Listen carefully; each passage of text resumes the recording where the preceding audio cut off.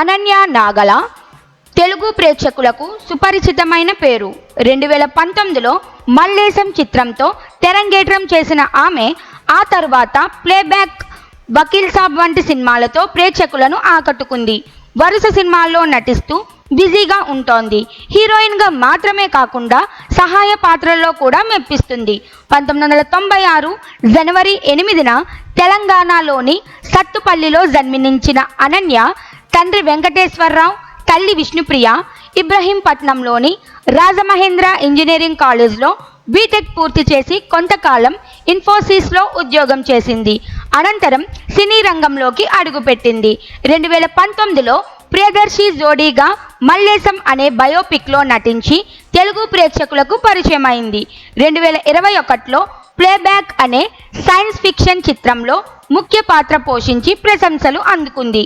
అదే ఏడాది పవన్ కళ్యాణ్ నటించిన వకీల్ సాబ్లో దివ్య పాత్రలో నటించి బ్లాక్ బస్టర్ విజయాన్ని అందుకుంది.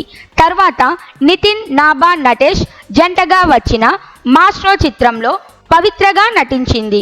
2023లో సమంత ప్రధాన పాత్రలో వచ్చిన శకుంతలం చిత్రంలో అనసూయ పాత్రలో కనిపించింది.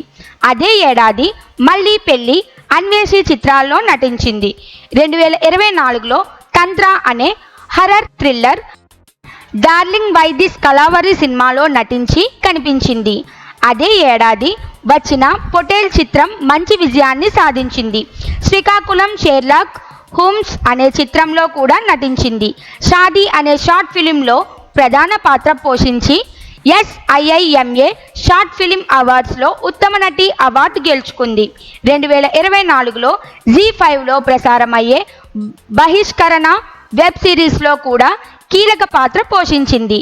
ఈ మధ్య కాలంలో ఆమె సోషల్ మీడియాలో చాలా యాక్టివ్గా ఉంటూ అభిమానులతో కంటెంట్ షేర్ చేస్తూ ఫాలోయింగ్ పెంచుకుంది.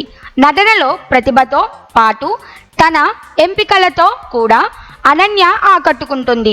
ప్రేక్షకుల మద్దతుతో ఇంకా గొప్ప పాత్రలో కనిపించే అవకాశం బలంగా కనిపిస్తుంది.